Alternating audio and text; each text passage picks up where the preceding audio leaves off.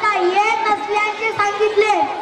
देवदूताने दुसऱ्यांदा त्यांना वाचायला सांगितले असता त्यांनी परत तेच उत्तर दिले। तिसऱ्यांदा देवदूत म्हणाले, वाच आपल्या ईश्वरांचे नावाने ज्याने घोळलेल्या रक्तापासून माणूस निर्माण केला। वाच की तुझा ईश्वर मोठा उदार आहे। त्याने लेखनी उदारा शिक्षण दिले, मनुष्याला ते ज्ञान दिले जे त्या नावाने हजरत मोहम्मद सल्लल्लाहु अलैहि वसल्लम यांच्या 40व्या वर्षी आपण पैगंबर असल्याचे जाहीर केले। त्यांच्या जन्मापूर्वी अरब देशातील जनतेवर अत्याचार होत होते।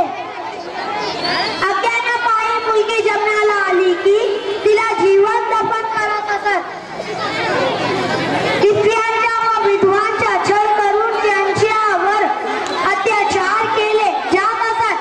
पैगंबर मोहम्मद सल्लल्लाहु अलैहि वसल्लम यांच्यामुळे अत्याचाराचे हे पर्व संपुष्टात येण्यास प्रारंभ झाला। विधवा स्त्रियांवर होत असलेले अत्याचार थांबविण्यासाठी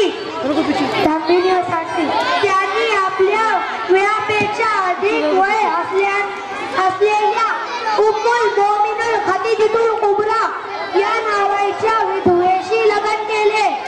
इतरांना मार्गदर्शन, उपदेश व आदेश करण्यापूर्वी सर्वप्रथम सवत आचरण करणे हा त्यांच्या विशेष स्वभावगुण होता। मन मिळावू, सभ्यता, विनम्रता, प्रेमळ स्वभाव, शत्रूंना माफ करणे आदी विशेष गुण त्याच्यात होते। त्यांच्या तोडी विरोधकांशीही कधीही अपशब्द निघाले नाही। कितीही कठीण प्रसंग आले तरी त्यांच्या मार्ग सोडायचे नाही असे ते सांगायचे। हजरत मोहम्मद सल्लल्लाहु अलैहि वसल्लम यांच्या केवळ 23 वर्षाच्या प्रयत्नांनी अरब देशातील मध्ये मोठा बदल घडवून आणला। त्यांनी एक नवीन मार्ग उपलब्ध करून दिले।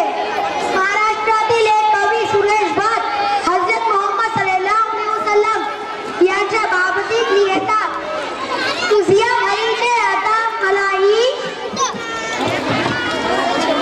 समान श्रीमंत व भिकारी, तुझ्या घरी दे आता मलाही लहानसा कोपरा मोहम्मद। जसे तुझे नाव घेतले मी तुझ्या दयेचा सुगंध आला। अजूनही अंतरात माझ्या फुले तुझा मोगरा मोहम्मद। भले फुले पाहिले किती मी, किती खरे अन्न किती खोटे। भल्यात माझा भला मोहम्मद, खऱ्यात माझा खरा मोहम्मद।